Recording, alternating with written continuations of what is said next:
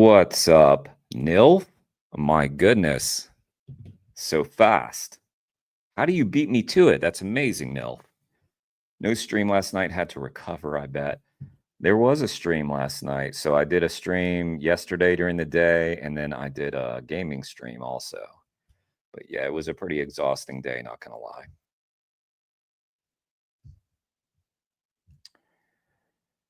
So, okay. I've got videos pulled up that I haven't watched. I'm sure a lot of you guys have seen these already. Apologies. I won't be offended if y'all are like, peace out, because I've seen all these. I know, Nilf, I'm having an issue with the notifications, especially during the gaming ones. Apparently not with these. But yeah, I played God of War last night. It was pretty funny. I was in character the whole time. That was basically my character. So, what's up, Alicia? It was.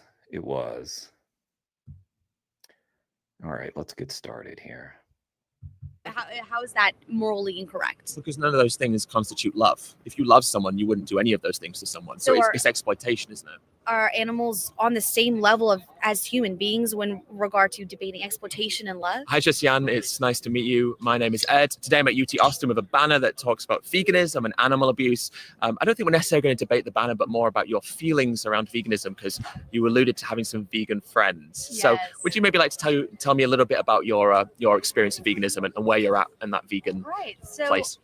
I'm personally not vegan. Yeah. The only times that I do. Yeah, Alicia, I don't know if that was the right move, wrong move. I don't know. I just got advice from someone whose advice that I really respect. And that was, I took their advice. Didn't take me much convincing though, because yeah, I thought this isn't helping anything. This isn't doing us any favors. So, and that's basically what my friend said. And so I agree. Who commit to veganism is during Lent. As an Orthodox Christian, there's 54 days out of the year where I have to be a vegan and maintain that fast. But like I said, I have many friends that are vegan full time. Many wonderful friends like Madhavi. I don't know if she would watch this, but she's a great vegan, and she does stuff like this where she tries to debate with me about being a vegan, and I'm like, I don't want to do it. No. Well, I think the first thing is maybe this notion. How's the volume? It seems loud to me, but I'm already down a little bit. Of Lent, I'm really interested. Why are you vegan for Lent?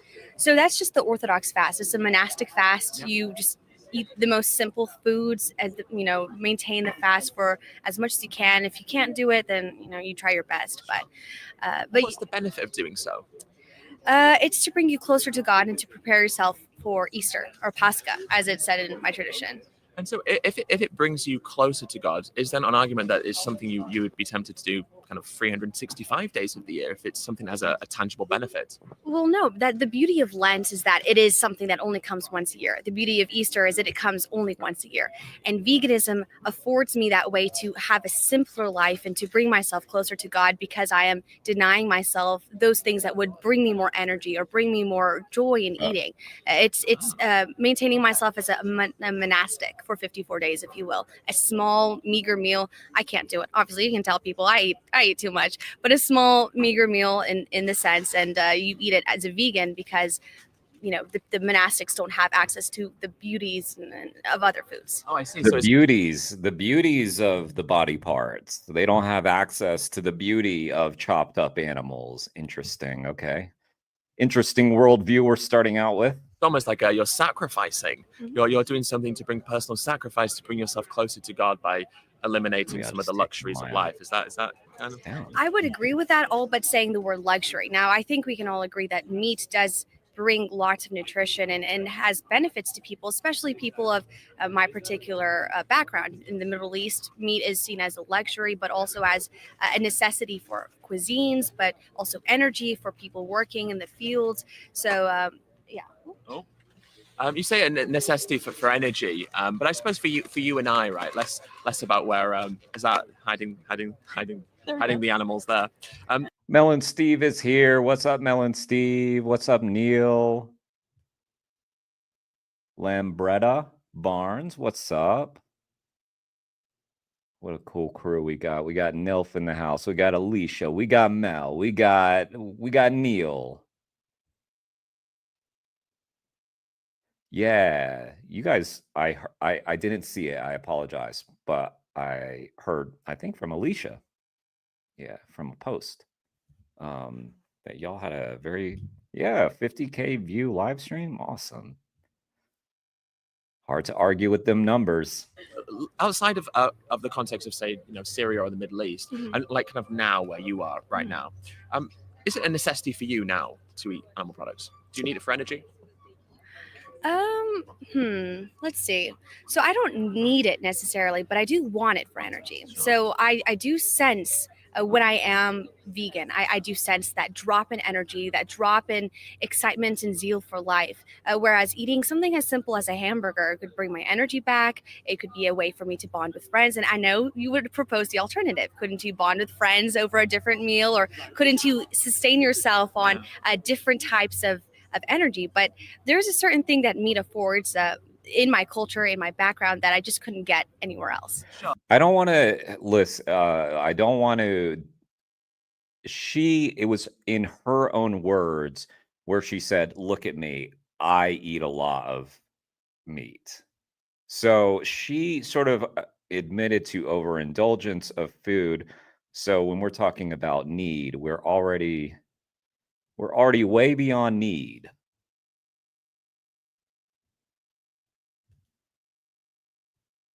Man. Okay.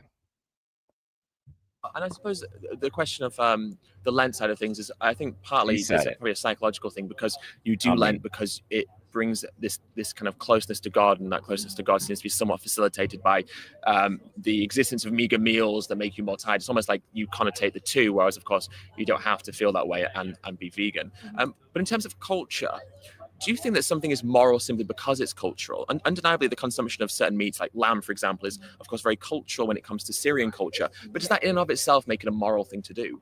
No, of course, different cultures have different morals, but aside from moral subjectivism, there is no a way for us to say that something is moral just because it is within the culture.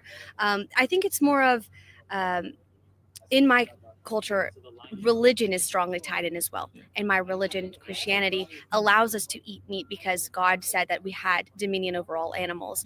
And as such, we are able to partake in these particular food groups as long as we don't eat Glitch. as long as we don't eat other things that we're not mandated to eat. Yeah. We say mandated, and of course the consumption of meat isn't mandated. It is a choice, and whilst God may say it's permissible to eat certain animals, it's not a requirement for you to get to the afterlife or to enjoy the plentiful bounties of Christianity. That is true, but within my, as we go vegan for Lent. We have two festivals, Meat Fair and Cheese Fair. Cheese Fair is 2 weeks before Lent starts. That's the last day you can eat cheeses and dairies, and it's a festival out of it. Same thing with Meat Fair. Meat Fair is the last day you can eat meat, and we have a festival out of it where we gather and we eat all these meats with one another. And it's not mandated by the church whatsoever. Of course, there are Christians that are vegan. However, nothing in the religion says that we cannot be meat eaters, and I don't understand the argument of, how about your own morality? How about that? You must be a meat eater because it's like the sign says animal abuse or the best alternative. I don't buy into those arguments. Well, I guess the argument comes down to the fact that it is a want and not a need. It's not a religious need. Your ascendancy into the afterlife isn't predicated on you eating animals. So it's not a religious need. It's also not a personal need because you don't have to do it. So it is a want in both senses of the word. I mean, God gave us free will to do many, many different things. Right. So fundamentally, how we live is based on wants rather than needs, especially when it comes to animals. And so the reason that veganism becomes this conversation is because it's something that we partake in as a choice. And so I guess the question is, well, if we have the choice to not do what we do to animals, then why would we choose to unnecessarily kill them or even just subject them to a life of suffering, as is the case for the vast majority of animals who are farmed, especially in the US? Right, but wouldn't you agree that there are also other avenues in our lives that do bring suffering and unnecessary suffering? For example, fast fashion brings suffering. So don't partake in fast fashion either.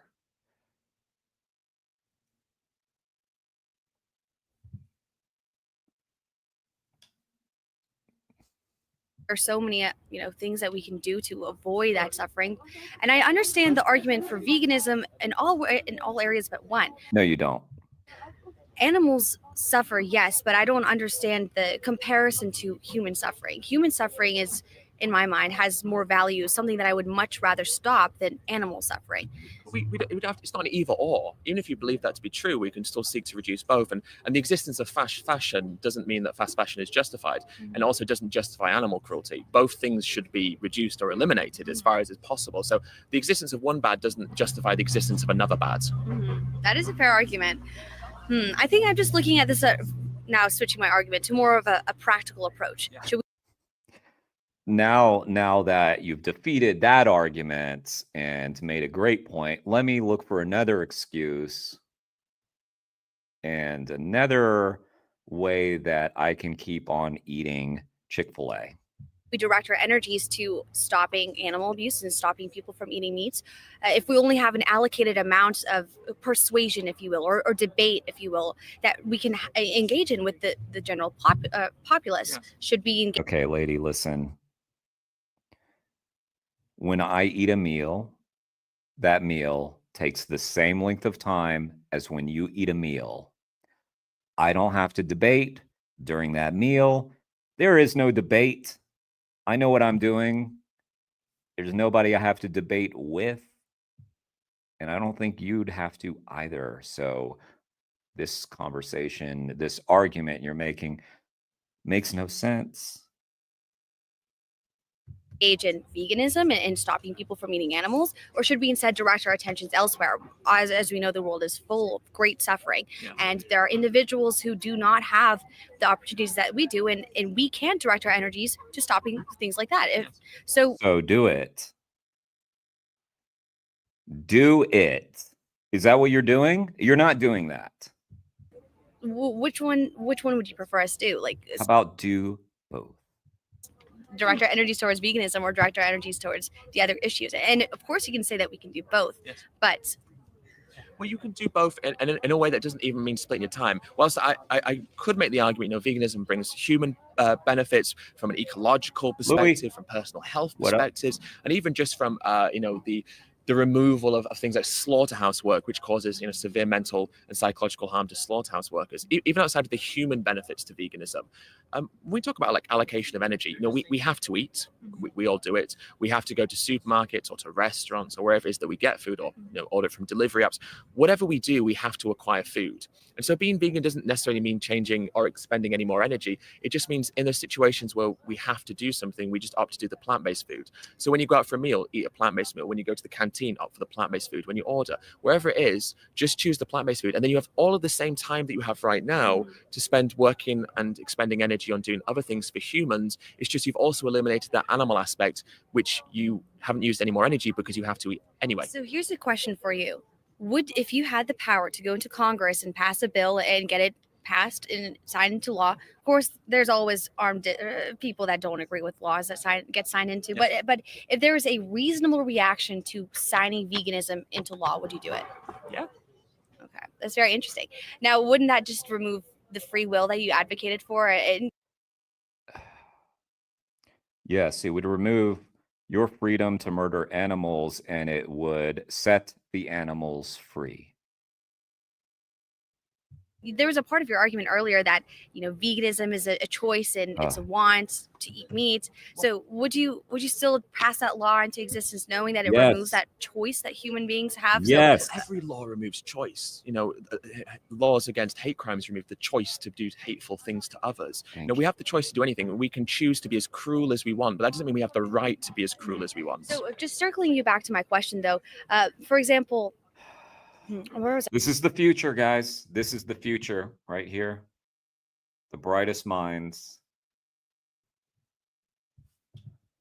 I'm going with this. Give me one moment to think.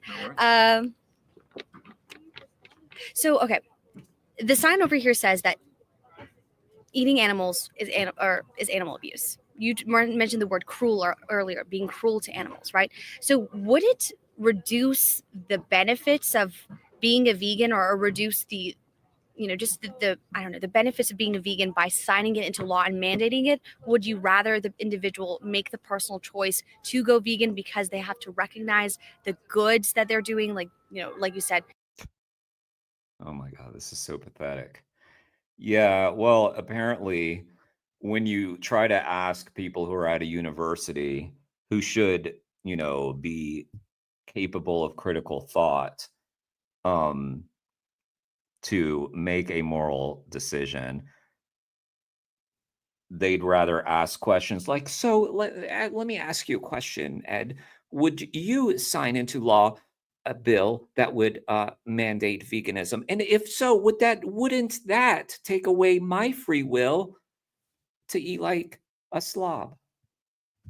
Helping mental health and all those other things? Well, I mean, we're talking about a hypothetical here, which can't happen. And so, in this hypothetical scenario where I could sign a law which would result in minimal conflict, which would then just bring about the benefits of veganism without the consequences of civil unrest, it seems fairly obvious that I would do that. But ultimately, that's not the situation we're in, which is kind of why I am here having conversations with people, because fundamentally, before anything could happen from a legislative or Right. legislative point of view, it requires society to be at the point where it's accepted. So, I do believe that, fundamentally, we need to change people's minds and help them understand that there is a choice and they should choose to do something else. So would you agree with the sentence that you want people to want to be vegan rather than you want people to be vegan? I want people to want to be vegan. Okay. Oh, yeah. So I think that would go down to a particular understanding of animals and just eating animals in general, right? Is that the boil down point of your argument? Well, I think that society doesn't always get better just because laws mandate something. I think society gets better because the society itself begins to understand that there is a different way of living that we should all kind of partake in and would be preferable. So if I have the choice, I want people to understand that there is a harm to what we do to animals, and society as a whole would benefit from that harm no longer occurring, from a moral perspective, an environmental perspective, even a personal health perspective. Interesting. So do you think that our current society is morally unsound, and by being vegan as a society we would improve? I honestly don't think I would have handled this conversation in a very Earthling Ed-like manner, and that's why Ed's good, because I'm with you guys. I just do not like her, and I don't know how well I could hide that during our conversation.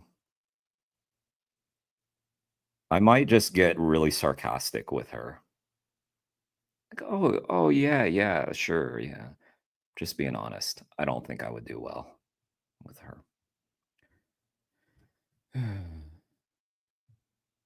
I don't think she's British. True Brit? In our morality? Yes, improve. I'm not saying it'd be perfect. Interesting. There are other moral issues outside of veganism, but the pursuit of veganism would make society So- morally better when it comes to our view and treatment of animals. So when I go to the supermarket and buy a pound of beef, or when I go to P. Terry's and order a hamburger, I'm not making the moral decision, okay, I'm going to buy into the torture of this animal, and I'm going to buy into this continued tradition of eating meat. Oh, you I mean don't Ed? You mean Ed? Oh, Ed, yes. Absolutely. Yeah, sorry. think any individual thinks that way when they go and eat these things. I think that is why we have the continued consumption of meat. So So stop doing it. it is a disconnection, but also, I hate to say this, but how realistic is it for us to turn down something that we That's the wrong question you should be asking. The realistic question is, how realistic is it for me to do that first? After you do it, then go ahead and ponder the rest of humanity like we all do. enjoy eating, and to turn down something that brings no personal harm to myself or to any human being that is It does bring personal harm to yourself. You said it yourself when you point it at yourself. You harmed yourself. I'm sorry, you did. And also, yes, Ed already brought up the slaughterhouse workers. So, yes, you're harming people. Yes, you're harming the world. Yes, you're starving the world. So, Orthodox Christian meat eater has found. She should talk to Stephen. She should talk to Stephen and Get a better handle on that Christianity. within my bubble. Yeah. How realistic is that? Well, I don't know. I mean, hopefully more realistic than maybe you believe, and maybe even I believe on some days. Ultimately, it's not about whether or not it's realistic or unrealistic. It's about whether it's the right thing to do. And I believe that if we can avoid causing unnecessary harm to animals, it's the right thing to do, regardless of whether it's realistic to believe everyone's going to do it. So why would it be the right thing to do? Why do you think it's the right thing to do? Because it reduces unnecessary harm and suffering. Well, aren't we harming and suffering the earth by cutting down trees? Well, absolutely, we should reduce that as well. So how realistic is it if we're reducing eating animals, reducing cutting down trees? How are we as a society going to function when we've already evolved to this point? We've already had the Industrial Revolution. We've had everything Evolve means change. So evolve past eating meat. to facilitate where we are at this point. How realistic is it for us to go back in time? Why do people always point to evolution as a reason to keep doing the same thing when evolution by its definition is change? Not going back in time, it's about moving forward and finding better ways of doing things that are different to how they were in the past. It's not about fundamentally dismantling everything. It's just about making significant changes. And sure, we can go back in time and reforest and create more nature, which would be a good thing. But from an agricultural perspective, I'm thinking we should be progressive, not regressive. And so whether or not it's realistic or not doesn't mean that it's not something we should try to pursue. And everything that's ever changed for the benefit of society at one point seemed unrealistic, because why it feels unrealistic is because we're challenging a social norm. The social norm should be challenged, and indeed, yeah, like I said, the only reason we are where we are today is because we did things that at a certain point seemed unrealistic. So what if there were facilities, and I'm sure there are, this is grass-fed beef and certified organic, whatever. The way she just said that kind of told me in my head that she knew it was bullshit what she was saying. Let me hear that again. Were they facilities, and I'm sure because we did things that at a certain point seemed unrealistic. So what if there were facilities, and I'm sure there are, this is grass-fed beef and certified organic, whatever, where they minimize She said it so dismissively. So you already know the answer to your question. the suffering of animals. Would that be all right? You said minimize, and that's the important word. It's not the fullest reduction, though. It still contributes to a system where an animal is being exploited and ultimately killed. And even within those systems, there's branding, certain mutilations, and things like that. So a cow raised with love until the day that, like this, no pain, no suffering, it's dead, and you eat it. How is that morally incorrect? Well, how would it not be morally correct to do that to you? What if your parents gave you a nice life, and then when you turned 18, they just offed you? Would that be, but you didn't feel it? Don't worry, there was no pain, no suffering, so it was completely moral. None of those things constitute love. If you love someone, you wouldn't do any of those things to someone. So it's exploitation, isn't it? Are animals on the same level as humans? They don't have to be, but if you're trying to say that you're above the animals right now, the way that you're acting, beings when regard to debating exploitation and love? No, they don't need to be. With dogs, we love dogs, and we would never do the things that we do to these animals to dogs, because apparently we love dogs. And if someone said I'm a dog lover, and then they were mutilating their animals, killing them at a fraction of their lifespan, and subjugating them to a life of exploitation, that wouldn't constitute love. Right. Well, that's not love either, though. This is just a societal norm of keeping dogs and cats as pets. What if you were in a society where there were no animals kept as pets, but you did still consume meat by killing, the animal? Perfect, no pain, nothing. The cow doesn't know better if I love it or not. My uncles keep cows. Those cows don't know if my uncles love them or not. They're not missing any, Do you think they know that they're loved or not when they're on a truck on their way to the slaughterhouse? Do you think they know that they're loved when the cow in front of them is getting their head chopped off and they can see that and smell that? Do you think they know when they can hear all the screams in the slaughterhouse and see the blood all over the floor and hear the machinery cranking? Do you think they feel loved in that moment? Days of their lives, they're not entering a depression. How do we measure emotion of animals, and how do you contribute that to your argument? Well, I don't think we need to measure emotion. As long as we recognize there is emotion, that's all that matters. Well, so then can we say that the ground cries every time I step foot upon it, or a tree cut down is killing 1,000? Yes, we can say that. Stop moving, stop walking, just stand in place. That's what I would like you to do. Animals or spirits within the tree. We can't measure these things. Therefore, how can you add it to your argument and make it, contribute to turning vegan because of harming animals, we can't even measure the harm that we do. Well, I don't know if I was to harm you, I don't even know if you'd feel that sensation the same as me, because we can't measure how our sensation of harm measures against one another. But I know that you feel something. I know that that does contribute to harm. I would infer that you feel much the same way that I do. But there's no reason for me to infer that a cow doesn't feel pain in a similar way to me. They have all the functions that would suggest that they do, and the biological requirements and the evolutionary. Oh, man. How long would y'all have spent on this person? I don't know.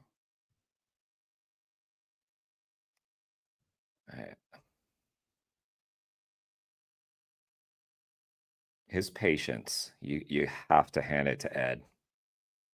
Boss man, what's up?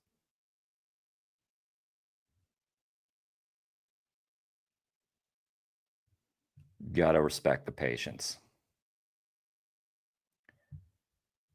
Purpose of feeling pain in the same way that you and I do. So by that argument, then being vegan is just as cruel as being eating meat, because you're doing the same things to I'm bored of her. Take it away, Ed. You handle it. trees and same thing to plants But that trees you aren't are. sentient, are they? Well, how do we know that cows and other animals are sentient? Well, at the same time, we don't know certain What causes the most tree deaths, lady? Oh, right. It's animal agriculture. Maybe you should look that up. Maybe they should teach that at your university. things we don't know, that we're not living in a simulation. For all I know, none of you are real. But that doesn't mean that I shouldn't Ooh. treat you with the respect to at least believe that you are. Now, a So- cow so- has a heart, a brain, a central nervous system. When something that we think would cause them pain happens, they make noises, they show visual movements, their heart rate increases, their pupils dilate. They show all of the same biological markers that we do to insinuate they do have an experience So there. just because they have the same biological markers as human beings, and we Stop. can measure as Stop, humans lady. their reaction to pain. Lady, you're so embarrassing. You're so bad. It's man.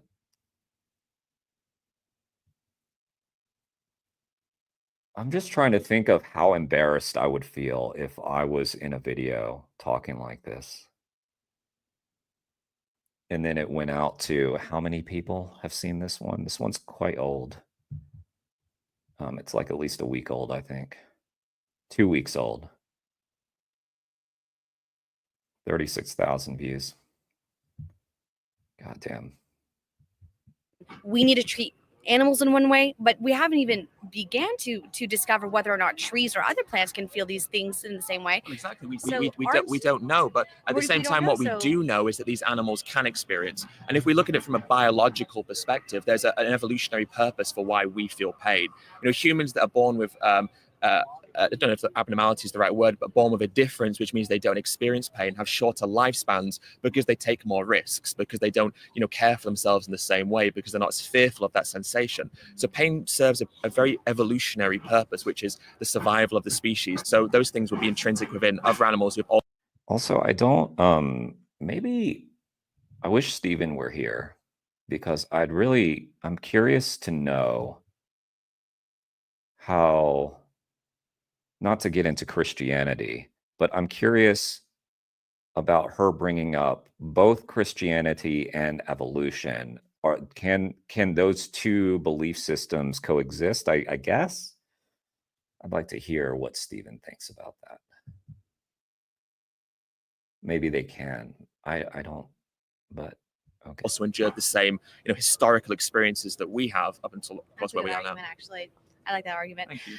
But okay, Did he break through? Oh my last god. thing before I have to Of go, course. and this is devil's advocate. I'm sorry, I have to make this argument. Actually, okay, listen. If she is just devil's advocating the whole time, then great conversation, lady. But if this is how you really think, Okay, yeah, go. So what happens if someone just tells you, I just don't care? An animal can have these, react to pain in the same way that a human being can. why do people, unless you're vegan, why are you concerned about the activism? What is your, why are people who, I don't get it. Like, what do you say to someone who just doesn't give a shit like me? I don't know. Fuck off, maybe. But I'm not Ed. That's why he has a chance, And I can acknowledge that a cow and I would not. has a heart and a brain and this nervous system, but I simply do not care. The cow's life doesn't affect my life. Eating this cow and there's that cow suffering doesn't affect me. How would you tell or argue to that person? Well, it's hard to argue against that person because that person is exhibiting, selfish tendencies, aren't they? They're not living in alignment with what we would hope most people live in alignment with. And I guess the argument I would try to make to them is if you met someone who had the same philosophy as you, and they said, I don't care if you feel pain, I want to do these things to you, I want to harm you, to abuse you, to exploit you, and I just don't care, we would still object to that because what we're interested in is our individual experience. So I think the issue here though is my example is Okay, that was a better answer maybe than fuck off, but in my defense, fuck off took way less time and way less energy. So there's that. 1 point, Jeremy. 0 points, Ed. Sorry, Ed. Okay, 1-1. It's a tie. We tied. Animals are one layer removed from us. I can understand a human because everyone here looks exactly like me and thinks exactly like me and talks exactly like me, whereas an animal has no ability to express itself or even to begin engaging itself in a circle of human beings. Well, they can express themselves. It's just that we don't necessarily understand their expressions because we don't speak the same languages. They don't speak the same languages as us. And what about a human who's born with cognitive difficulties, who can't communicate, who doesn't have an experience the same way that we do, that can't partake in the same things that you just said were important? You must agree that a human being can understand a human being Sometimes. much more and much better than a human being can understand any other member of a species by virtue of being of the same species. But if that human has learning difficulties, which means that they can't understand language or they don't have the ability to communicate or to be able to participate in society like we can, does that mean that their life is less valuable simply because they don't have the abilities that you and I have? I didn't say that. For the record, I did not say that. But it's inferred in the argument. Oh God, I'm so late. Well, this is fun. Maybe that's the problem. Maybe you're always late to your classes and that's why you don't learn enough. This was fun. Okay. Great job, Ed. That was really good. He did well with what he had, right? I think he did well. There's that video. Y'all know what to do. I know most of y'all already saw that. So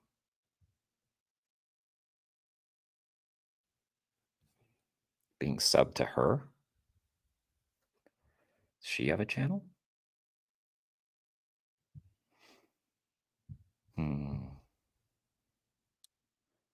Haven't seen this one. Joey. I'm sorry for all of you who watch all this stuff a lot and have already seen all these. I'm catching up.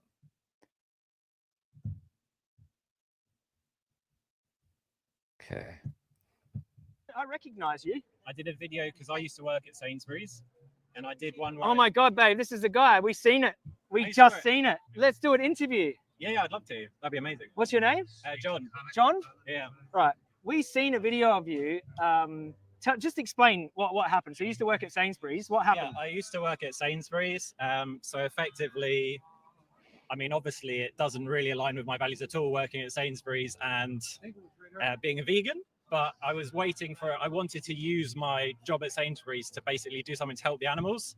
And you had your dairy thing, but basically you're campaigning against Muller. Muller, yeah. And Sainsbury's was switching all their milk from Muller. To Muller? Yes. They were switching to Muller at that time? So to go to 100% Muller. Oh, wow. Yeah. So basically I kind of aligned it and I basically did a resignation speech where I explained, because you did an expose of Muller Farms, and the horrible, obviously not just taking away babies from mothers, not just forcibly impregnating cows, not just sending them to a slaughterhouse, but also beating cows. And I didn't see how Sainsbury's, obviously Sainsbury's still kill animals, but they make them out to care about animals and be promoting animal welfare. And that completely contradicts with their values. So basically I wrote a resignation speech and I went to the tannoy. I started recording. Got it all recorded. It's like a PA system, and you read your resignation speech out on the PA system, yeah. Dude, first of all, that's badass. That's awesome. This weekend, we're getting all our milk from Muller. Numerous investigations into Muller showed systematic abuse, such as Muller was beating cows repeatedly, Moles and chains, even though the cows are in so much pain and could be even better. Also showing cows can find the small stools where they couldn't even lie down properly, and leap on cars taken away from others. However, we believe our profits are more important than this animal abuse. For this reason, I can no longer work with this difficult company. I encourage all compassionate consumers to check out this undercover real investigation by doing content on YouTube, which also includes standard industry practice for forced impregnation. I'm waiting for the clap moment. Yeah, so when I was doing that, like I was expecting I would have been that one guy in the grocery store that started the slow clap and nobody joined in and was like,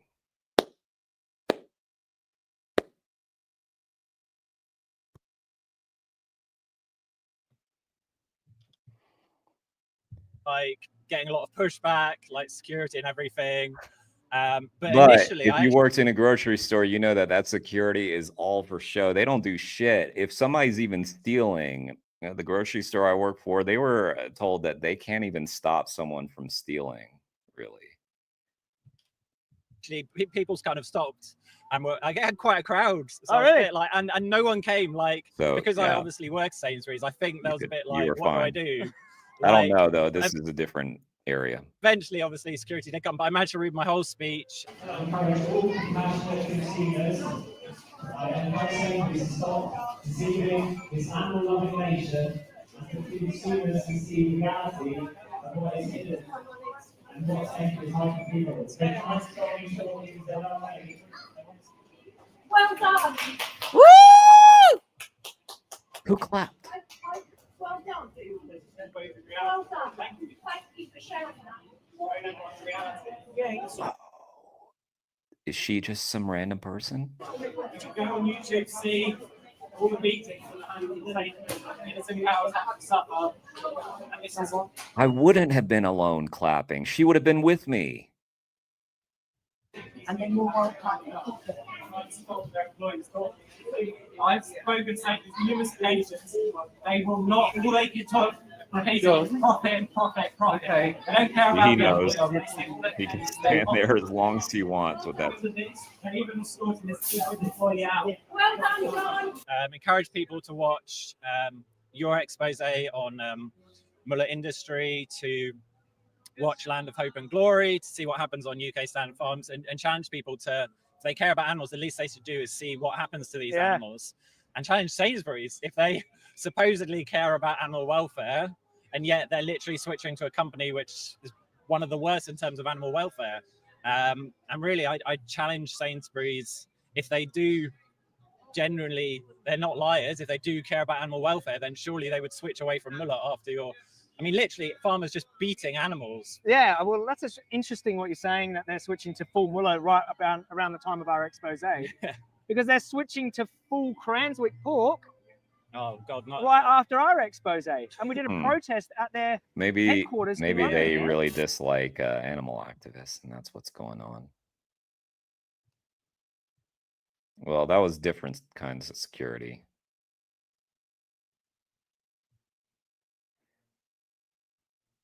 Yeah, legend. And the lady who clapped is a legend too. And I think she was like corporate manager, something. She came out, and then she was like, "Look, I'll take this on very seriously," and yada yada. Like a year later, they're doing a full switch over to Cranswick. That's disgusting. I mean, but we don't expect much from. No, I mean, when I was working there, I did speak to the CEO, Simon Roberts. Oh, really? I said basically they supposedly like animal welfare, and said surely you're going to make these changes. And he said it's all about essentially it's what the customer wants, and the customer wants cheap meat. And so essentially, this is why I always say it's a responsibility of us as the consumers, because if we're buying it, or not us as vegans, but if other people are buying it, then they're going to continue supplying it. If consumers want, meat, if they want cheap meat, then they're going to continue killing pigs in gas chambers and doing it as cheaply as, I mean, it's all wrong, but it always comes back to veganism. That's it. Exactly. It's the only solution. Veganism. I mean, we can kick and scream at these supermarkets. They're like, well, it's an insurmountable goal to make animal agriculture in the UK higher welfare. It's an insurmountable goal because of demand. so it can't happen. And like if you believe welfare is treating animals nicely and then shooting them in the head, exactly. like, but you know, it's an insurmountable. So like they can't do it. No, they can't do it. They're just lying to people and like keeping their customer base. Yeah. Lying to their customer base with the propaganda, and yeah, they can't do it. It's impossible. Yeah. So yeah. No, that's very good. Let's not get into a podcast about that because I wanted to focus on the fact that you did the resignation speech. It takes a lot of bravery, mate, and I think that's just fantastic. We were saying how much of a legend you are, and how proud we were to see that. No, but I've just still honestly, I was very impressed with it, and I didn't see it. So the animals have got a good voice in you, mate. John, it's really good to meet you, mate. And I'm going to get talking to non-vegans, but of course, keep up the fantastic work, mate. So I'm Vegan Talks John. I think my screen name is Radical Vegan Sausage, but at Vegan Talks John. Radical Vegan Sausage. You guys are so different. You get A+ for. Hang on, let's look him up. Radical Vegan Sausage. Is that his like social handle? Radical Vegan Sausage.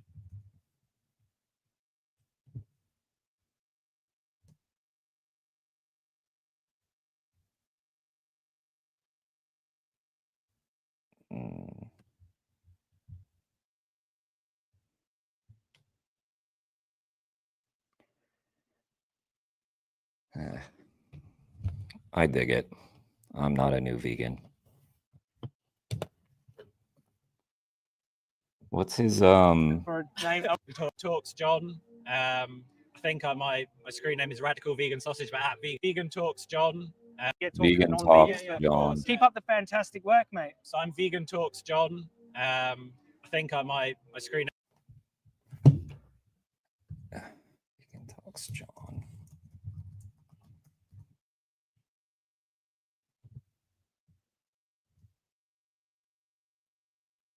I can't find it. I don't think he's on YouTube. That might be his like Instagram or something.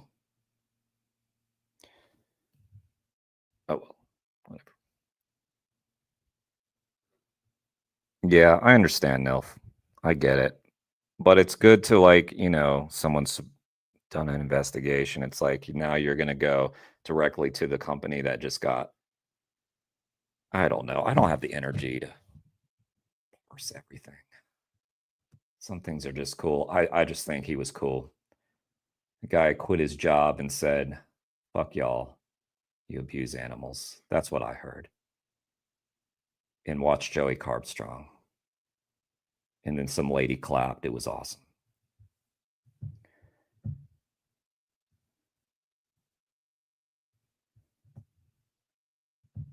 John ARA.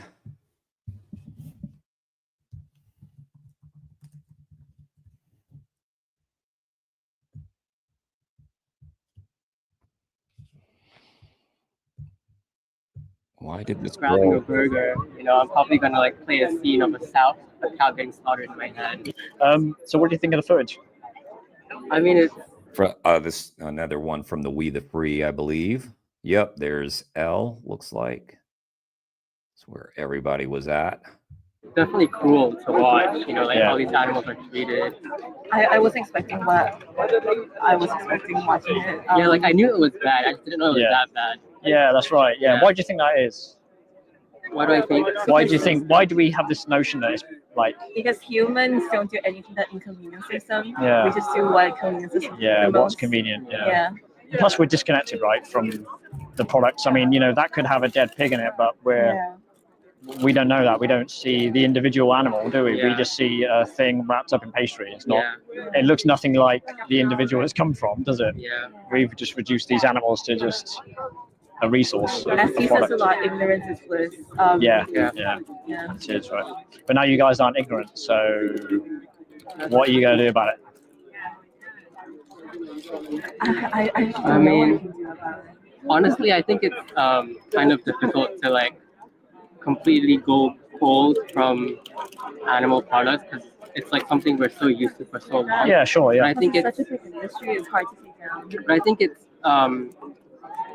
like it's fine to. I mean, it's easier to make more conscious decisions with like where we source our like bath products or like food products or and the clothing as well, right? Yeah. Because I don't wear any animal skin, so yeah. You know, because it's just a mindset. Once you've got that mindset, you won't want to pick these products up. Yeah. It's the same as being against like any other form of oppression, being against racism or slavery. It's just you're against the oppression of animals. Because we live in a what we call speciesism, a very speciesist society, where we view certain animals like cats and dogs. We view them as like companions, don't we, and family members. But we view pigs and chickens and cows and sheep as just a product. They don't matter at all for some reason. We've just decided, but their lives matter just as much as a cat or dog. Wouldn't you agree? After viewing that video, yeah, it's a lot of reflection being done inside right now. Yeah, I know. It's like Yes, good job, Alex Activism and 40-year-old vegan and Melon Steve. That's my understanding of who was out there. Maybe even more people that I don't know about, but I think those activists were all out doing a slaughterhouse vigil today. Awesome job. It is a shock, isn't it? It's a shock to like your system, because the way we're brought up, and like suddenly you've got these conflicting ideas bouncing around your head. You're like, oh, hang on, this isn't what I've been told. Bitch tonight. But what would stop you guys just walking away now and picking up different products off the shelves and start making these changes, right? Yeah, I mean, it's like even now, if I'm grabbing a burger, I'm probably gonna like play a scene of a cow being slaughtered in my head. Yeah. So then you might just hopefully just choose a different burger, right? Yeah. I still enjoy burgers. They're my favorite food. Yeah. I eat a Beyond Burger, or I eat there's cheaper ones. You can get to Burger King and get a plant-based Whopper. Yeah. It tastes I pretty. had a burger today. I was not a very healthy boy today, because not only did I have a burger and fries and lemonade, I also had a breakfast sandwich with vegan cheese, tofu, vegan sausage, and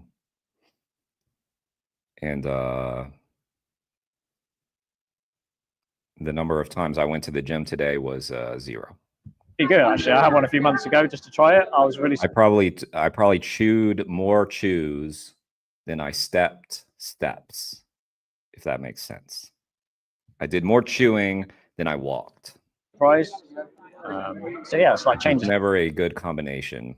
like that. And like milk, do you guys drink milk still and cow's milk? No, I drink milk. You drink oat milk, nice. What about you? Yeah. I feel bad right now.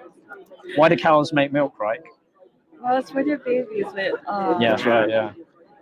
humans. No, you're good, Nilf. You and me are like bros, okay? I just yeah. I didn't want to. I thought that one was pretty cool. But remember, look, if any of us are hurting, you've got a full assortment of ointments and creams for all of our different maladies. And maybe I'll hit you up for a few. I need Nope, Steven, I didn't do it. Steven, I got a question for you. Earlier, Earthling Ed was debating this. Okay, so I was watching an old video from 2 weeks ago, but Earthling Ed was debating. The video, the title was Orthodox Christian something, something, something. And she was arguing from a Christianity standpoint. In the same video, she was using evolution to argue her point.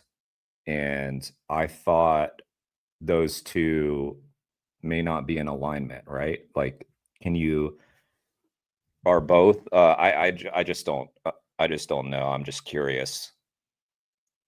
Is there a belief system that includes both evolution and Christianity, or, and I'm sure it's different for everybody, but we needed you. Yeah, we needed you. I had a question, but here you are.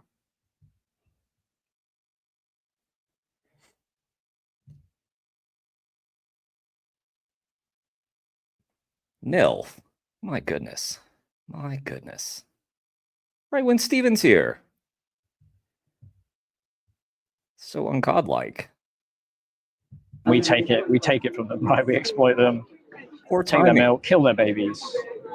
It's all bad stuff. It's bad stuff. And all it is for you is literally moving your hand to a different shelf in the supermarket. So when you go out, Yeah, kind of like almond milk too, but I think I'll have almond milk a lot more now. Yeah. good. Yeah. I personally like soy milk and oat milk. But yeah. Very unusual, but some Christians believe that you can fit thousands of years in between Genesis verse 1 and 2. Ed had a very nice conversation with her, but I kind of wish it had been you because y'all could have got really into it. But it was nice. Ed did a nice job. Much better, as I pointed out, than I would have done. The term is theistic evolution. Interesting. It's personal preference. There's so many options now of plant milks. And when you go, do you guys like coffee and hot drinks or? Not really. No? I love the matcha latte. Yeah, There you go. When you go into wherever, Starbucks or Yeah, Costa elsewhere, or wherever, oat milk, you can just get oat milk or almond milk. It's so easy now. Right, I'll give you this resource. So there's like more. Do you want one as well, or can you just take a photo? You can just share, Yeah. So, what do you think, guys? Vegan from now on, or what do you think? More conscious stuff. Yeah. Yeah. Well, If you put yourself in the animal's position, Yeah. and just think, how quickly would you want to change if you were in their position? Would it be like thinking about it, or would it be straight away? Like a quick change. Yeah. Should we have a vegan lunch after this? Why not, right? Yeah, why not? Just Google on your phone. You can literally Google it. Right? I'm not local to Birmingham, but I'm sure there's loads of options around here. Tell them about Happy Cow or something similar. Well, thanks for being open-minded, and hopefully I see a vegan future for you two guys in the near future. Right, thank you. Cheers. All right. Starts with one vegan lunch maybe for these two. Turns into, dare I say, 2 vegan lunches. Dare I even say a vegan dinner? A vegan snack? The possibilities of this escalating are endless.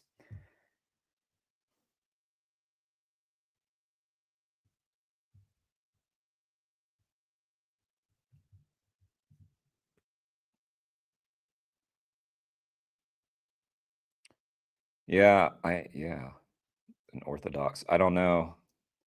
I mean, that was the title of the Ed video. I can't remember if she identified herself in that way or not. She may have. Good film, Christspiracy. Really good. And I say that as a non-believer, not understanding everything, but just I mean, even just from an ethical argument standpoint, it's beautiful. From a filmmaking perspective, it's beautiful. Yeah, I can't remember. You know what? Let's just real quick. I'm not going to go all the way back to it, but this is the video. Let's just see how she starts out. Like this, no pain, no suffering, Love. the same level of as human beings. Today I'm at UT Austin with a banner that talks about veganism and animal abuse. I don't think we're necessarily going to debate the banner, but more about your feelings around veganism, because you alluded to having some vegan friends. Yes. So would you maybe like to tell me a little bit about your experience with veganism and where you're at in that vegan place? I'm personally not vegan. Yeah. The only times that I do commit to veganism is during Lent. As an Orthodox Christian, there's 54 days out So she said it. of the year where I have to be a vegan and maintain that fast. But like I said, I have many friends that are vegan full time. Many wonderful friends like Madhavi. I don't know if she would watch this, but she's Okay, let me see if I can skip ahead to where she talked about. I mean, I don't know where it was, but food, and then you have all of the same time that you have right now to spend working and laws against hate crimes remove the choice to go vegan because they have to recognize the good. The society itself begins to understand that there is a different way of My bubble. Yeah. How realistic is that? Well, I don't know. I mean, hopefully more realistic than maybe you. I don't know where she said it. Anyway, I'm gonna send you the link. Not like you probably haven't seen that. There's that link. Yeah, I think you're right. I think you're right. She did say a few times, like, let me make sure I link to John's video as well, John ARA, if I didn't. And then we got a new one from Vegan Gaze, which I think a lot of you have already even done this. But this sounds like a cool article. Let's check it out. Article, video, whatever.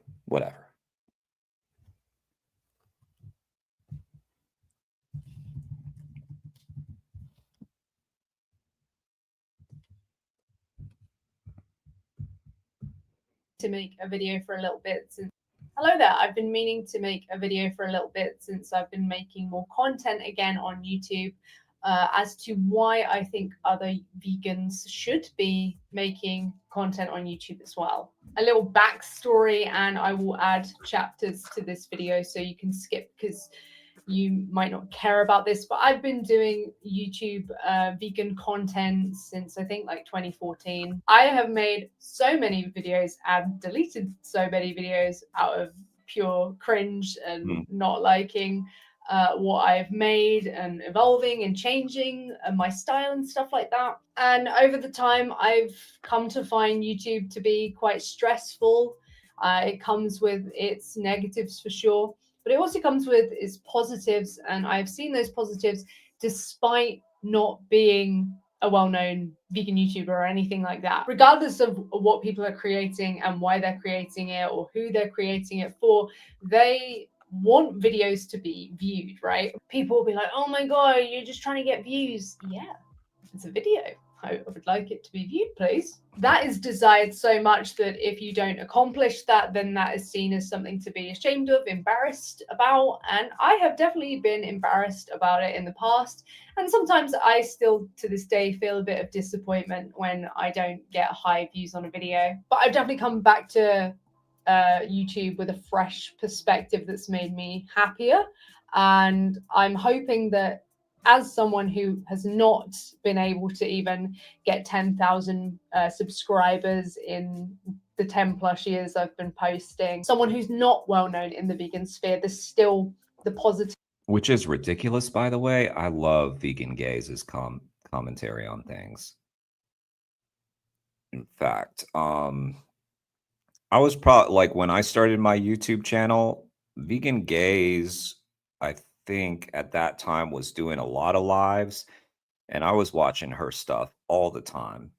And I loved her wit, and I love how she supported other channels, and some of the things that she's was doing with her channel is stuff that I've tried to do with my channel as well and follow her lead.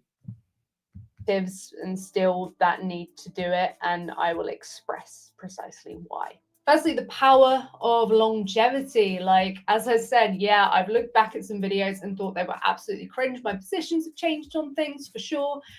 And I have to mention that she introduced me to the grave, which, you know, in some ways hurt me, damaged my ears, damaged my eardrums, but made me very joyful. But at the same time, it is cool looking back and having some sort of diary of the things that I've created, knowing that in 100 years' time, you know, who knows what's going to be around. Maybe aliens. Maybe the aliens are watching my video and they are appreciating what I'm saying. Hopefully by that time, you know, veganism would have progressed, and people will look at what you know vegans were saying, and they will see it with a different perspective of like, duh, of course. That's my hope anyway. But knowing that the idea could outlive me, I've watched YouTubers and had this weird feeling and realization that they've actually passed away. There they are with their opinions and ideas. A snippet of their life is there.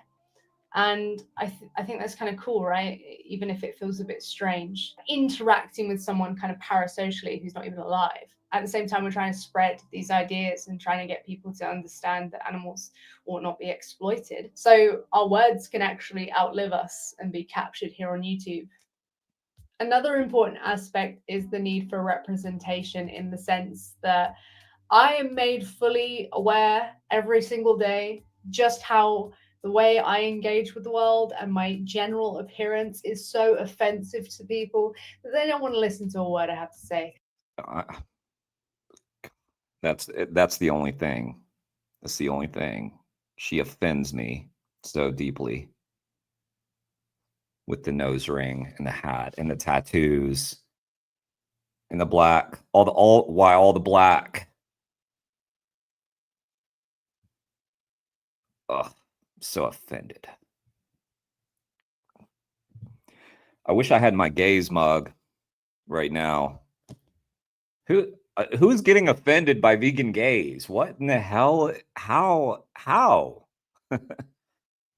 Who?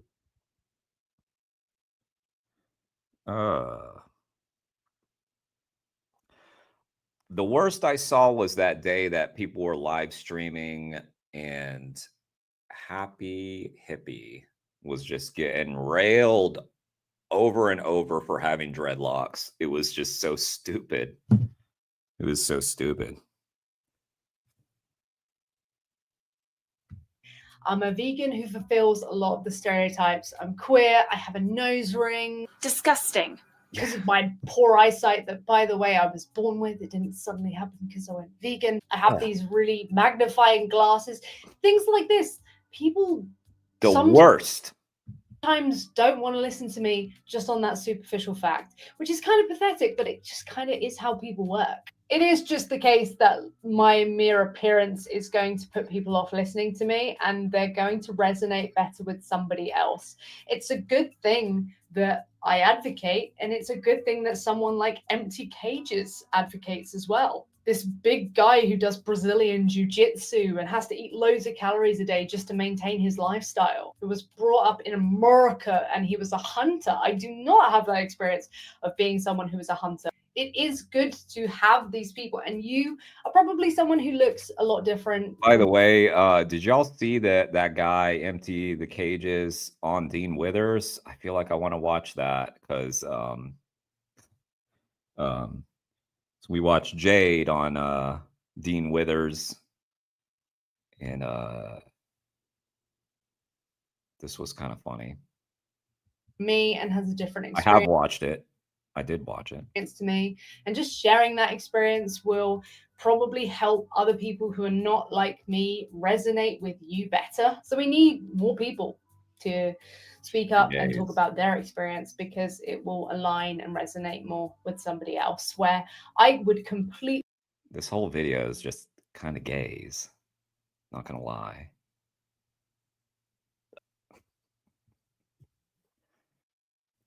I know, Steven. I know. But you get a lot of love for that hair too, don't you, Steven? So I feel like you're humble bragging right now. A little bit. By the way, I saw on your Gary interview that you had you turned around and showed him the long. I didn't even know it was that long. That's pretty cool. Fail right off the door just as they get one sniff of me. Stinky. There are more benefits to making... I would completely fail right off the door just as they get one sniff of me. Stinky. There are more benefits to making videos than just like the viewership. I think that's an allusion to like L rhyming with smell.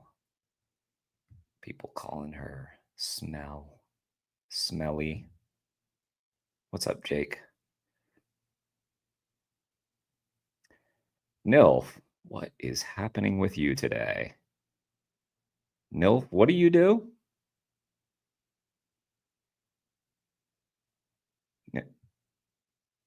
Nilf.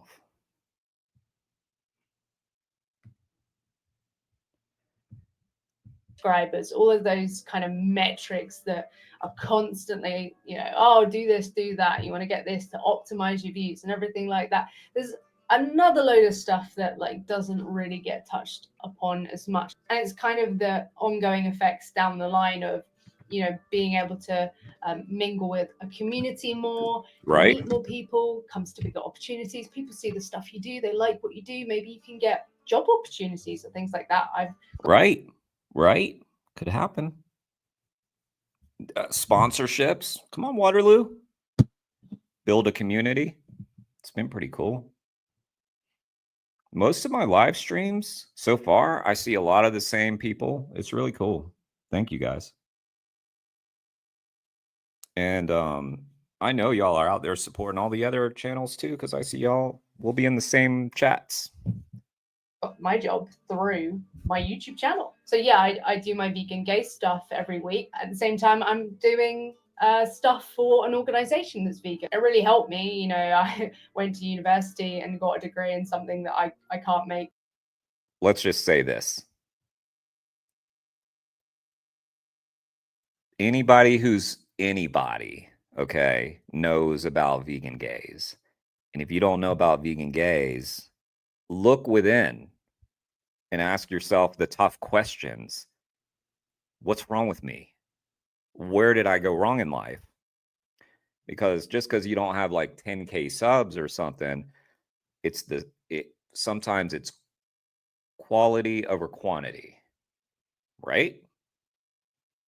She's got mad respect in the community. A career out of, and you know, I was working in hospitality. You know, at the very best moment, I worked at a vegetarian restaurant, and you know, still serving dairy and all these things that I wasn't even morally comfortable with. So making these things can get you connected with. Milf, you are lucky that I have demodded everybody, or you'd be in timeout, sir. Timeout. With people, so you can get into positions where you feel more comfortable and able to advocate for something you're passionate about. I know a lot of people who do not want to spend their time advocating over other things. They don't want to spend their time handling things that they morally oppose. Doing that can lead to opportunities, even if it doesn't mean that you get X number of subscribers that makes you feel like you're successful. There's more success to be had around it. That's why some YouTube gurus, they say things like, you know, see your videos and your channel as a seed. You know, it's going to grow possibly into something. You just have to plant it, and yeah, it could lead to something that is helpful for you. Not only the growth of your channel, but the growth of yourself. Like if you surround yourself with a community and you can kind of share ideas, you have a comment section, everything like this, it can enrich and strengthen your viewpoints so that you become a better advocate for the animals. Another benefit is reach and efficiency. I know a lot of people who spend their time outreaching to one person, they put their focus in that individual. And obviously, you know, we have a chance to have a conversation that could inspire a difference in thinking and then a difference in action. But you know, it's a lot of time to spend on one person who might not do it, as opposed to optimizing it where you could have potentially tens, hundreds, thousands, tens of thousands for some people, of people who are watching this and hearing the same message that you've just delivered. And sometimes intuitively, you know, I'm just gonna intuit here. I think it's probably easier for someone to hear a message that they also agree with, but they're not the ones being attacked, right? You're attacked, you know, or you're attacking someone by sharing your opinion and obviously going against what they stand for. But if you're the one directly being challenged, I think it's probably a bit harder than it would be for someone who fully agrees with them and still wants to defend that for you and see it be defended, but you're not the one being challenged in that moment properly. So I think it could actually be better for the person who's witnessing the side that they're on look worse or not have the arguments, you know? But essentially, obviously, you're going to have a bigger chance in increasing your outreach abilities if even 10 people see your video. So put the video up. And this stuff isn't just for YouTube. We'll go on about like why YouTube's important. But obviously, I'm also on Instagram, Threads, TikTok. I post there as well. It's important if you have the bandwidth to kind of put your content where you can. Like if you've made a short form video, it kind of depends. Like some of the stuff that I post is quite graphic, so it can't go on TikTok, but there's a lot of stuff that can go on TikTok. So I should be putting it there as well. I should be putting it on YouTube. It just makes sense. It takes, what, 2 minutes longer? It's just remembering to do it that can be the problem, right? But I've looked into YouTube a bit more recently. I've been trying to, obviously, I make videos. I want to improve them constantly. I don't want to fall into a pit of just stagnation or anything like that in the way I'm performing. So I've been looking into YouTube, and YouTube's size I had greatly underestimated, and it only seems to be increasing. So obviously, you know, if the platform's so massive, of course, the competition for eyes, for engagement is going to be there because it's so large and so many people post on it. But we need to be on here. We need to be advocating. There's plenty of anti-vegan, anti-animal crap on this platform that needs to be combated, right? Yes, it can feel like shouting into the void sometimes, and it is difficult, of course. You know, I have never been a highly viewed channel or anything like that, but I have had dips, and certainly because, you know, I took more time to focus on Instagram, for example, my YouTube has fallen off in a way. You could say that for sure. There's like less people who watch, less people who seem to care, but they're watching, they're caring, and I know they are because I watch people and I care about their videos as well. Like it's just going to be the case that there are going to be people watching and who like to watch and will carry on watching. Like, come on, how much slop have you seen on this platform? It's not out of the question that someone could just enjoy what you provide, right? I think it's good for establishing a deeper why. Like I'm sat here right now. You don't know anything about slop. Okay. We only watch quality content. Quality. All right, guys.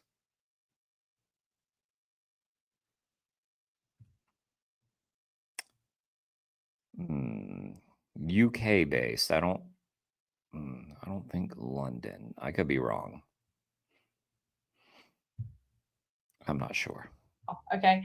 And there's a me that's going to have to deal with this video afterwards, who's going to watch this back so that I can put it all together and post it on the internet. And I think the entire process is actually really integral to helping me understand the deeper why. Sometimes it's quite easy to get demotivated when you are constantly bombarded with the sheer consequence and the vast, horrendous atrocity that is animal agriculture, is animal exploitation, is all of these industries that profit from and exploit animals. It is so viciously horrendous that it can cause a lot of demotivating feelings. I think when you sit down and you take the time to dedicate to talk about a given subject, I think it really helps to validate and fuel the motivation to carry on doing it, for sure. And I say this as someone who's been an animal advocate for over 10 years now. Like I just am quite a lazy person. I'm not heavily motivated. I don't have very much self-discipline, yet I have the drive to constantly talk about this, to debate someone, to, you know, just make content all of the time. Like I've just, most of my life is making content, be it writing, be it, you know, designing something like a picture for a carousel or something like that. I'm always making stuff. And I think it's because I structure my days in a way that I have this inspiration to keep lighting a fire up my ass. So the creative process itself is just one of those things that has inspired. Don't get any ideas from that. No ideas, okay? Me, and maybe I can do the same for you. Like maybe you're someone who's deeply into photography. So if you're making this animal rights photography and you're capturing moments in time that are very powerful, like if you attend animal vigils and you see these animals just before they're about to be murdered, that can, you know, definitely drive you to keep doing it. So if you've been thinking about creating content, or even if you haven't been thinking about creating content and you've just been someone who does do activism, but you're too nervous to film it, all these things, I deeply encourage you to consider. I wish that I had started my YouTube channel a long time ago. I wish. Although in some ways I'm glad that I mean, I wouldn't say I'm the most mature person by any stretch. Y'all know I'm not very, but I do think at least I know I'm a lot more emotionally mature than I was, say, a decade ago.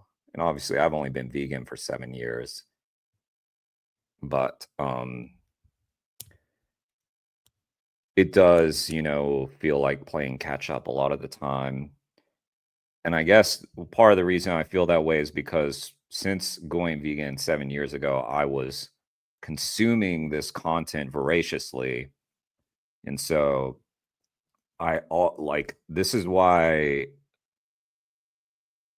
I felt sort of natural starting YouTube, even though it felt awkward, but I already felt part of the YouTube community because I consumed so much of it. But yeah, I wish I had gotten started early because it can be a long haul. The ticket really for channel growth now, I think Mel and Steve really did pinpoint it. It's these lives. I mean, it's not just Mel and Steve who pinpointed it. Other people like Chip and Carrie, who used to join my channel, recommended it. James Durkin, 40-year-old vegan, all these people who achieved really exponential, quick growth doing the vertical stream, the vertical view live stream activism. That seems to be what hits at the moment. And it might be something that like you're actually better at than you thought you were. I am not designed for making videos, if I think about it really. I can't hold a conversation. I'm very socially awkward. Don't look at me. What's up, Chris? Nice to see you. What was that saying? Hold a conversation. I'm very socially awkward. Don't look at me. I don't really know what to say to people when I'm talking to them because I'm socially awkward. I absolutely do not like being on camera. I do not enjoy it. I cringe when I watch myself back, but I sit there and I'm on camera trying to talk about something that I find important. And, you could be doing that as well. We definitely need to mark our place on YouTube for sure. I think communities kind of go up and down sort of thing. And I feel like it's been down for a little while and it could do with a revamp for sure. And there's definitely people who are working really hard to build that community. Like you have, Chip, he's often live, he's making these outreach videos, the live streams, very often. You have people like Mel and Steve who are calling for people to, go to slaughterhouses on Fridays and live stream themselves doing it to improve and optimize the reach so people can actually like bear witness with them. You have people like Virtue Postmortem who are going live and debating people and bringing them into their server where they're trying to uplift the reach and engagement of various vegan YouTubers. Definitely have people trying, and you could be part of that by actually making the content. I think that would be sick. And just to clarify, a couple of people have said that they wanted me to edit their videos, but they didn't think I would have time or anything like that. And sometimes I don't have time, but sometimes I also do. If you want some help with your videos being made, you've got loads of content, then All right, I'm done working. I'm gonna make Elle do the rest of my stuff. I'll do the interviews, Elle. You edit them and make the thumbnails and make the clips, and we'll call it a day. And I'll pay you nothing. I'm just kidding. I actually do have a friend who, and I was like, hell no, you're not going to do this for me. They were like, yeah, I'll edit your clips for you. And this is someone who's very important in my opinion, like doing way more important stuff than that. I was like, you will not be taking time to edit my videos. As nice as an offer as that was, no. Also, I've been learning, I've learned how to put together a video. Of course, sometimes I think I've made a masterpiece and I'll send it to said person. will give me a list of things I need to change about the video. And I'm like, no, you don't understand. I was sending it to you so as to garner praise, not suggestions. This is a finished product that I'm about to put out. I just want you to say what a wonderful job I had done. And then they've made some good suggestion. And then I don't take their advice. And then the video flops. And then they're like, and I'm like, yeah, you got me there. But I have a pet peeve where I don't like to repeat work. So if I've made a clip, if I have to change that, that's version 2 of the clip that I did. Version 1 is done. And this is why I don't play well with others and why I'm better situated doing my own thing. Exactly, Nil. It's so time consuming. That's why I try to do as little as it possible. But I feel like my friends sometimes don't understand the assignment. If you don't have anything nice to say, don't say it at all. That's what I say. So if I send you a clip, you harm me physically when you suggest lower the volume, cut this part, get to this section faster. That part made no sense at all, Jeremy. What the fuck were you talking about? No. That's violence. And I want, it should be food, not violence. See, Chris gets it. Chris understands. Chris knows the way to my heart and is not manipulative at all, right, Chris? He knows. I'm just kidding. By the way, Chris, we ought to do a since you're so good at the praise, we ought to do us an interview. I think we ought to do that at some point. Yeah, that should happen. Nice chat with Isaac earlier, by the way. You know, I mean, I'm not on Discord, so I don't know if he's very active on Discord. I know it's not all the YouTube stuff, but it seems to be like your channel is the only place I've really been seeing Isaac lately.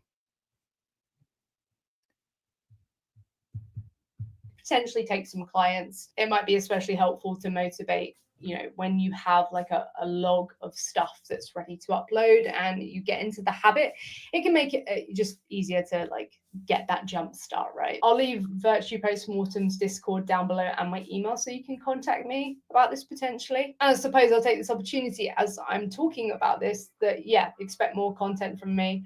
I'm just now doing it, you know, not to set myself up for disappointment. I'm not looking at the metrics. Of course, I'm following certain things that you should, trying to make nice thumbnails, trying to make engaging titles, things like this that I've learned. But I'm not gonna fix. No, L. No, that's your job. I'm texting you about that. L, you do my thumbnails, please. I honestly, it's always the last thing on my mind. I'm like putting up the video. I'm like, oh fuck, a thumbnail. A thumbnail. Luckily, here's the trick, guys. Here's the trick to thumbnails. And I knew this early on because I had consumed so much content.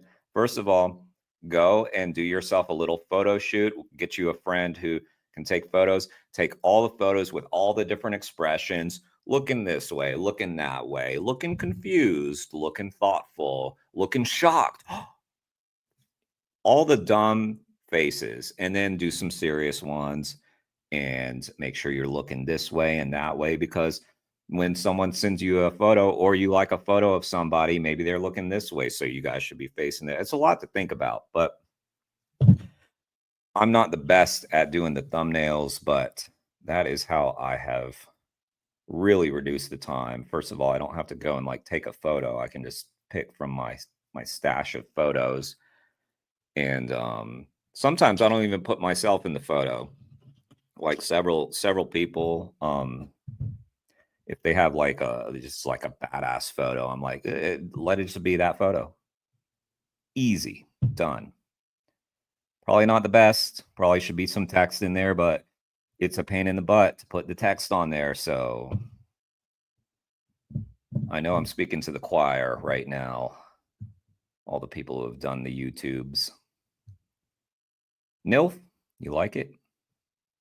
Maybe I'll employ you.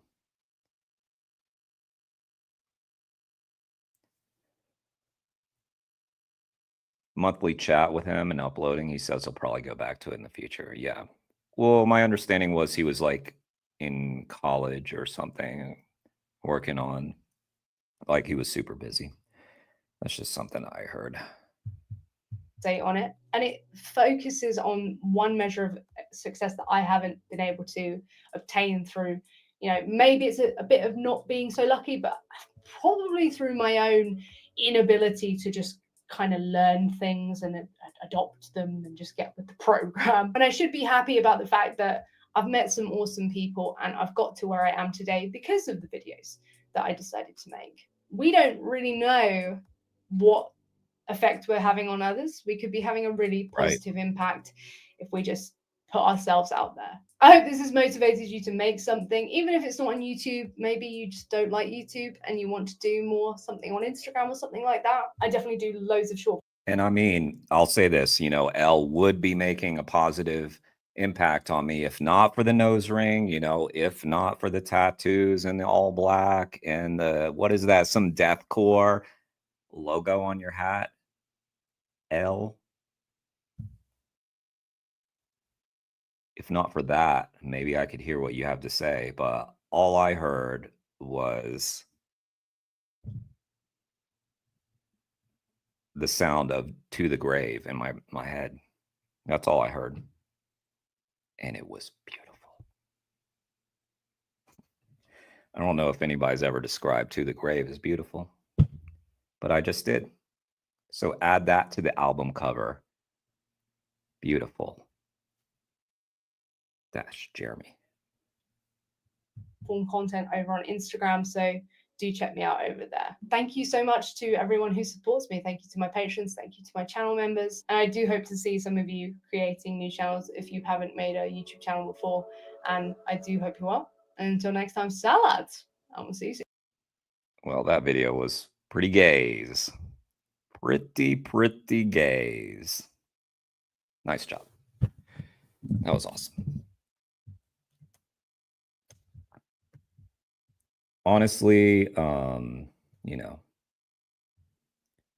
there's no faves, all right? I don't have favorites, but like it's really hard to find people more likable than Elle, in my opinion.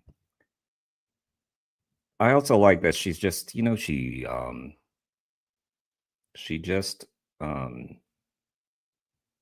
talks about where she feels like her limitations are and is very open about it. I think it's cool. Also, she's hilarious. And if you fuck with her, she will fuck with you back. Sometimes she's logged onto YouTube and seen that she is on the camera and then she's come into the stream. So I'm just going to leave it there for a second because there's always the chance that she'll see this and then come and join us. I have a name for you, Felix, but not for everybody else. No, I'm just kidding. No, I don't have a name. Let's think of a name for the Jarheads, but it's not Jarheads because that's stupid. Alicia, have a good night.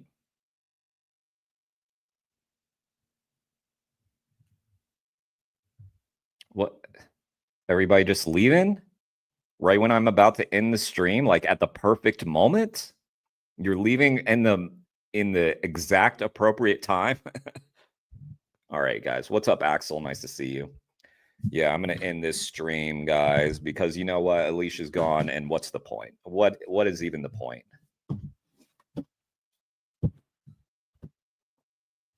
That's what I say.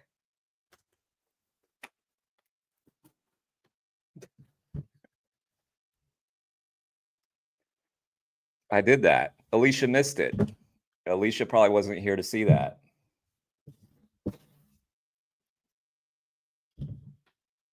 Now I have to clean.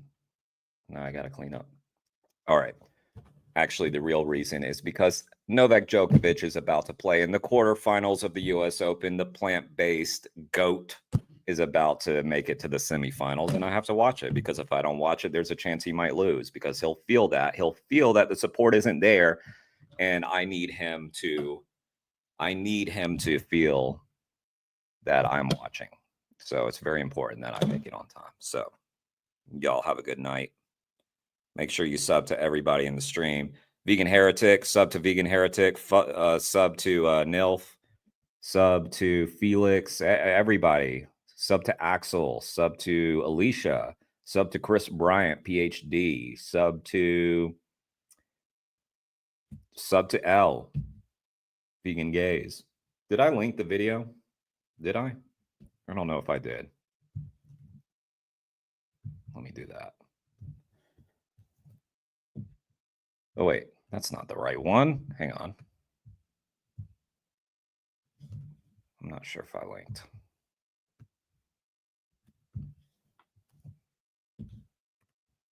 There it is. There it is. That's how I'm going to start ending my stream, just throwing shit. I love it. That is so I love it. Okay. Wait, okay, I know. One more thing. Who won? Who won? That's how I end the stream. Not with anger and throwing things, but by honoring all of you. That's what's unique about my channel, after all. Oh boy. Wow. I don't even have a third place to give out. Nope. No third place.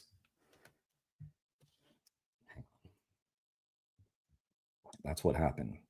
Oscar music, no copyright.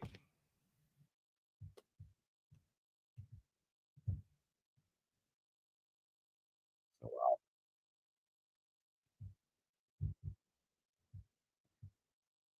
It does this stupid. I can't even explain it. I would have to show you. It does a stupid thing though.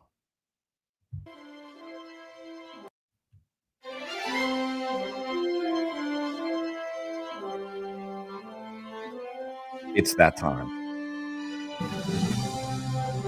It's that time. It's the time that I think all of you are waiting for. You really didn't care about any other part of this video, did you? You didn't care. You didn't care what I had to say. You just wanted to be honored because it was all about you, wasn't it? It was all about you. That's what this is about. You didn't care about me. Don't act like you cared about me. Don't act like you cared about the content. You didn't care. Oh, you didn't care. I don't know why I made this so negative. It's time to honor the greatness of my chat.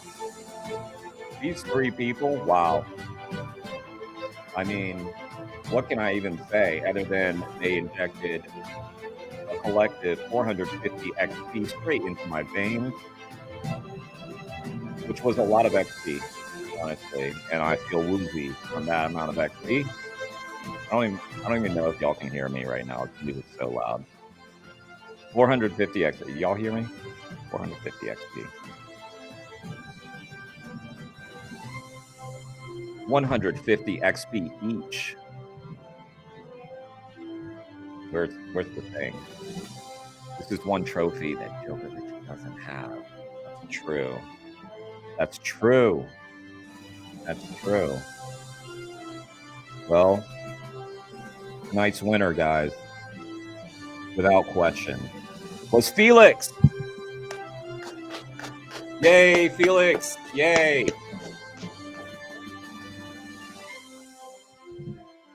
speech. No, I'm just kidding. All right. Tonight, I believe only one of these winners is in the chat. For some reason, YouTube doesn't recognize him as number one, but in our heart, we know that Nil stayed till the end. So while yes, it may say I am Bretta, it may say Alicia, we're above him, even though they got the same amount of XP, we know that only one stayed till the end to get honored. And I mean, that's kind of selfish. I mean, we know why it was all about you. I know. Take your bow, Nils. Take your bow, and then let's hear the speech. Let's hear the speech.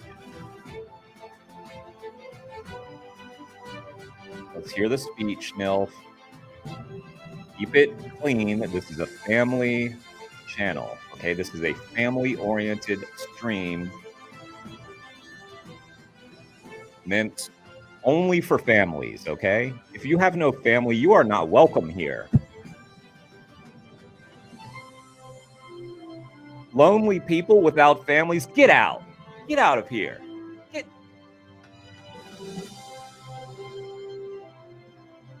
I'd like to think. Well, you didn't thank anybody. You thought. You'd like to thank everyone who inspired you, you, yourself, and I. What a self-own. Fucked up your own fucking... What a loser. Fucked up your own speech. Boo. Boo. Play him off. Let's get the playoff music.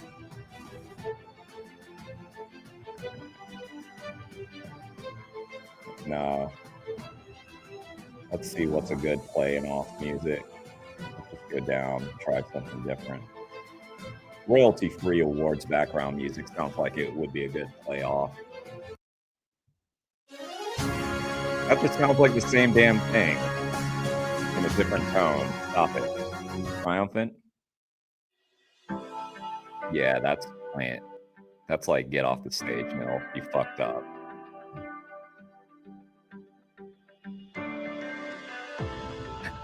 What happened? Did you get replaced, Nil? Let's see. What is this music? This has no... doesn't even make sense. Oh, not even in the top 3 anymore, Nil. Look at you. Look what a mistake like that will get you. That means Felix jumped right on in there, didn't they? Felix jumped in. Took it right from you. You weren't even looking. You were over here typing, I'd like to think myself, me and I. And you used that voice for some reason. And then Felix was like, shh, I'm in there.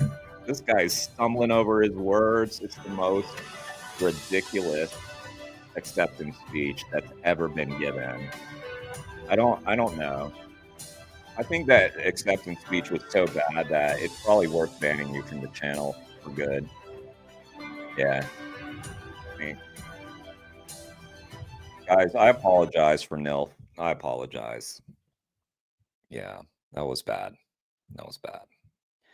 And he also thanked his penis. Just saying.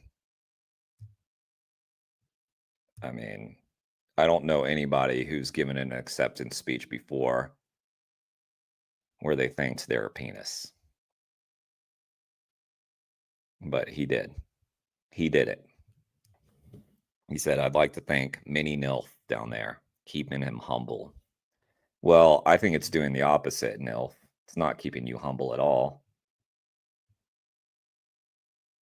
These nuts are the real winners. Maybe Nilf's nuts. Those nuts. I'm just messing with you, Nilf. You won.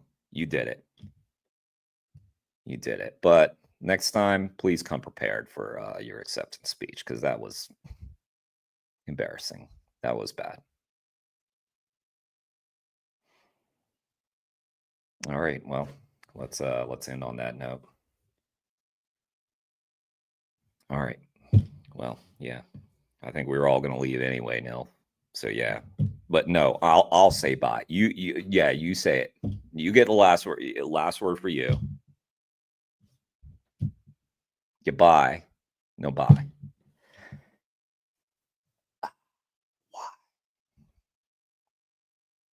Good night, everybody.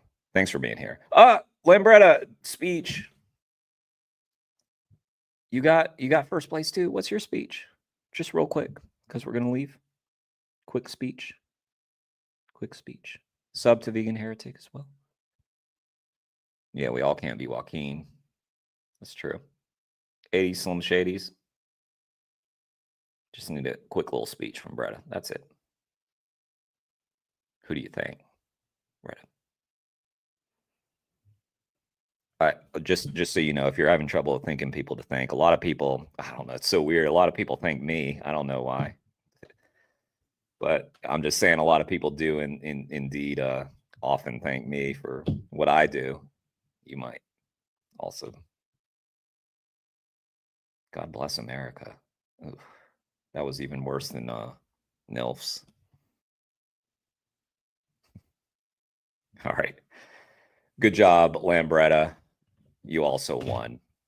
You're a winner. Be more like Bretta, less like Axel, who did not win, even though is now bragging about top 10. Like that's some big thing. Yeah, well, you just write one comment, Axel, you get in top 10. You know, I don't even know, Axel. I don't know. Would you give a great speech? Because we got to see you in that top 3. We got to see you in that. Look, already half as many people are still here. They're tired of this. So you got to get in there quicker, Axel. Don't be like Axel. Be like Bretta. Be like Nil. I'm just kidding. Y'all, good night. Axel, you rock. You're awesome. And I know you would have given a beautiful speech. We'd all been in tears. You definitely wouldn't have said, God bless America or something like that. All right, I'll stop. I'll shut up. It's done. It's too long. It's been too long. There's a point where there's a point where, you know, my clicker is hovered over in stream. I could click it. I should click it. I could do that right now. And that would have been perfect like 10 minutes ago. But now it's just awkward and too long. But something compels me to not click that button and just make this super weird and not cool. I'm just kidding. Oh my God. I got choked up. I knew there was a reason to stay. Mary's here. Ow. Some edamame went down the wrong way. See, if I didn't do this, we wouldn't have seen Mary. Mary, Nilf took it. Bretta took it. Alicia took it. They took the trophy. But then they flopped on their acceptance speeches. They just fell flat. All right. Good night, everybody. Good night, Mary. I'm done. I'm done with this. It's too long. It's awkward and too long. And Djokovic is about to play. Okay. No, you don't lie. A ska. Okay. I really have to click that thing or else people will start unsubbing. Oh, I didn't even say it once during the stream. Sub and like. I have to say it at least once. Okay. Sub and like. Like and sub. Sub and like and bell. Bell in whichever order you prefer, but just click them all. I don't know. Good night, everyone.